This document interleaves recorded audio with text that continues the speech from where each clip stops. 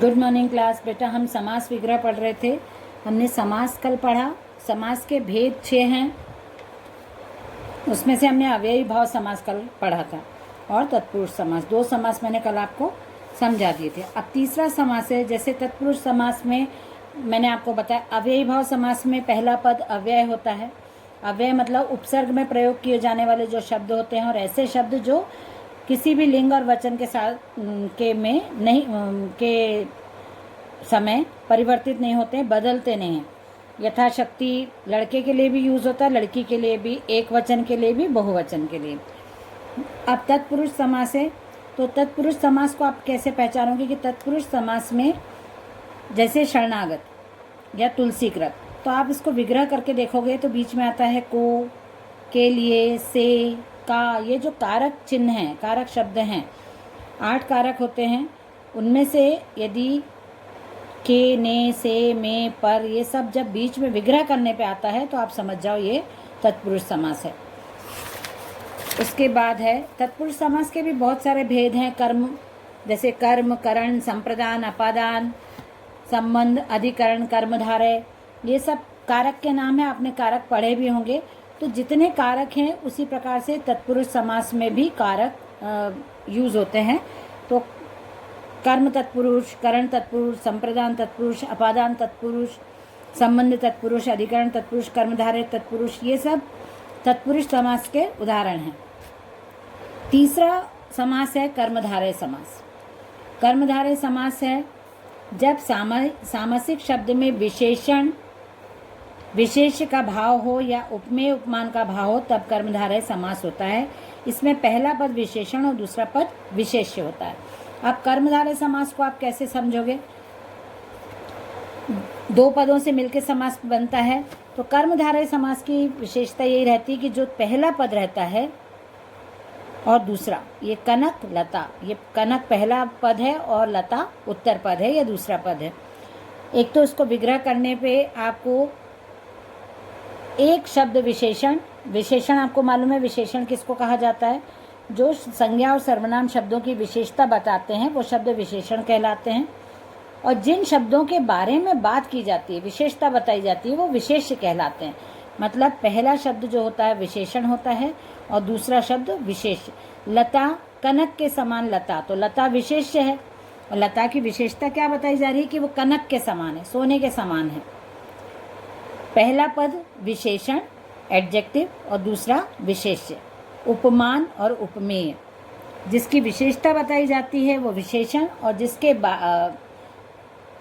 जो विशेषता बताई जाती है वो विशेषण, और जिसके बारे में विशेषता बताई जाती है वो विशेष्य कहलाता है। तो कर्मधारय समास को आप कैसे समझोगे? पहला पद इसका विशेषण होता है और दूसरा विशेष्य होता है। कमल के समान नयन, नयन की विशेषता बताइए कि वो कमल के समान है, तो नयन यहाँ पे विशेष्य है और कमल यहाँ पे विशेषता है। घन श्याम, घन के समान श्याम, श्याम मतलब भगवान कृष्ण, उनकी विशेषता बताई जा रही है कि वो घन के समान है, मतलब काले बादलों के समान है। चंद्रमुख, चंद्र के समान मुख, मुख विशेष्य है, मुख की विशेषता बताई जा रही है कि वो चंद्रमा के समान है। तो ये हो गया हमारा कर्मधारय समास। नेक्स्ट समास है हमारा द्विगु समास। द्विगु समास में को समझने के लिए सिंपल है। जो पहला वर्ड जो रहेगा, पहला पद वो रहेगा, वो है संख्यावाची। उसमें आपको नंबर्स दिखेंगे। जिस समास में प्रथम पद संख्यावाचक विशेषण हो और द्वितीय पद विशेष्य हो तथा समस्त पद के द्वारा समुदाय का बोध हो, उसे द्विगु समास कहते हैं। जब एक ग्रुप की बात आती है, जब आपको समस्त पद मिलेगा, पहला पद, 2 राह, द्वितीय पद, दोनों पदों को मिला के क्या बना? 2 राहों का समूह। जब एक ग्रुप की बात आती है तो द्विगु समास है। और द्विगु समास की पहचान यही है कि पहला जो पद है वो संख्यावाची होता है, नंबर्स शो होते हैं उसमें। आप देखो कितने सारे उदाहरण इसके, 2 राह, त्रिलोक, चौपाया, पंचतंत्र, षटकोण, सप्तावरण, अष्टांग, नवरत्न, 10 मूल।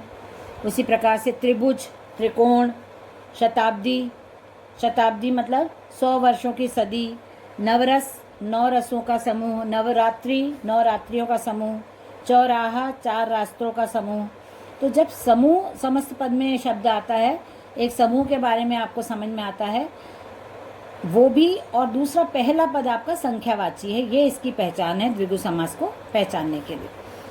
नेक्स्ट है आपका द्वंद्व समास।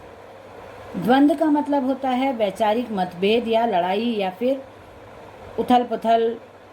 तो जब वैचारिक विचारों में मतभेद होते हैं तो मन में क्या चलता है, हमारे द्वंद्व चलता है। तो द्वंद्व समास से ही आप समझ जाओ कि विरोधी शब्द मिलेंगे आपको यहाँ।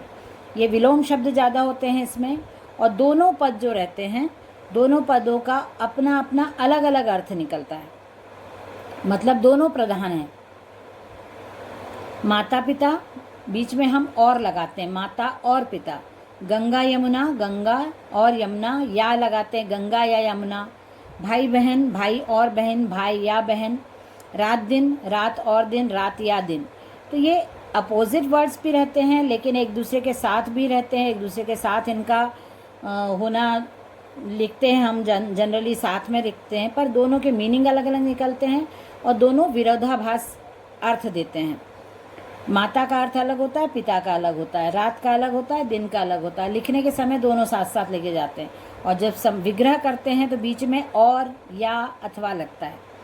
द्वंद्व समास में दोनों पद प्रधान होते हैं। सामासिक शब्द के मध्य में स्थित योजक शब्द और अथवा या का लोप हो जाता है। और अथवा या, ये योजक शब्द हैं, तो ये इनका लोप, इनको हटाओगे आप तो आपको एक समस्त पद मिलेगा, माता पिता। द्वंद्व समास हो गया। नेक्स्ट हमारा है, लास्ट है बहुव्रीहि समास। बहुव्रीहि समास और कर्मधारय समास। कर्मधारय समास में हमने क्या पढ़ा कि एक शब्द, पहला शब्द विशेषण होता है, दूसरा विशेष्य होता है। और बहुव्रीहि समास में भी जैसे कनक लता है तो कनक के समान लता, लेकिन इसमें भी वैसे ही कर्मधारय समास जैसा ही शब्द आते हैं, लेकिन इसमें जब हम दोनों पदों को पढ़ के तीसरा जो समस्त पद का उच्चारण हम करते हैं, जब समस्त पद हमको मिलता है वो हमको किसी तीसरी पद की ओर संकेत करता है, कोई और व्यक्ति का हमको ध्यान आता है, तो वो हो जाता है हमारा बहुव्रीहि समास। जिन सामासिक शब्दों में दोनों पद किसी तीसरे पद की ओर संकेत करते हैं वहाँ बहुव्रीहि समास होता है। गिरिधर, गिरिधर का मतलब क्या होता है, गिरि को धारण करने वाला। तो गिरि को धारण करने वाला शब्द आपने पढ़ा तो आपको समस्त पद में किसका नाम याद आएगा, कृष्ण का, क्योंकि एक ही है पूरे संसार में जिसने गिरि को धारण किया है। ये व्यक्तिवाचक संज्ञा नहीं है, ये किसी का नाम नहीं है, ये सिर्फ एक ही व्यक्ति को हम पहचानते हैं गिरिधर के नाम से, जिसने गिरि को धारण किया था, अर्थात कृष्ण। वैसे ही चतुर्भुज, चार भुजाएं हैं जिसकी, किसकी हैं चार भुजाएं, भगवान विष्णु की। गजानन, गज के समान आनन, आनन मतलब मुख, गज के समान जिसका मुंह है, किसका है गज के समान मुंह। जैसे ये वाली बात हम पढ़ते हैं या सुनते हैं, हमारे सामने आकृति बन जाती है भगवान गणेश की, तो भगवान गणेश को ही हम गजानन बोलते हैं। नीलकंठ, नीला है कंठ जिसका, किसका है नीला कंठ, भगवान शिव। चक्रपाणी, चक्र को जो हाथ में धारण करते हैं अर्थात विष्णु।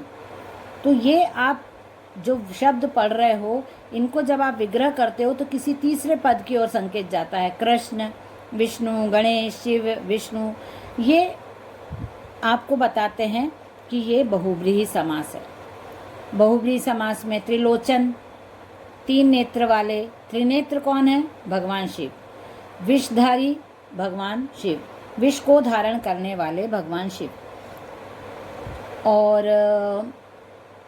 जैसे मूषक वाहन, तो जो जिनका वाहन मूषक है वो भी हमारे लिए क्या हो गए, भगवान गणेश। तो जब तीसरा पद हमको मिलता है, दो पदों को विग्रह करने के बाद तीसरा पद किसी तीसरे व्यक्ति की ओर हमको याद दिलाता है या ध्यान कराता है, तो वो हो जाता है बहुव्रीहि समास। ये 6 पद हम लोगों ने आज पढ़े बेटा, और 6 समास पढ़ लिए, सॉरी, हमने अव्ययी भाव, तत्पुरुष, कर्मधारय, द्विगु समास, द्वंद्व समास, बहुव्रीहि समास। तो ऐसे बहुत सारे उदाहरण हैं समास के जो मैं आज आपको बताती हूँ। तो इससे आपको बहुत सारे ऐसे शब्द हैं जो मिल जाएंगे, और आपको कभी भी आप यदि उनको देखते हो तो आपको याद रहेगा कि ये शब्द कौन से समास में आता है। सबसे पहले है अव्ययी भाव समास। अव्ययी भाव समास के उदाहरण आप देख लो। ये हैं अव्ययी भाव समास के उदाहरण। देखो, इसमें मैंने पहले भी आपको बताया है कि उपसर्ग शब्द ज़्यादा यूज होते हैं।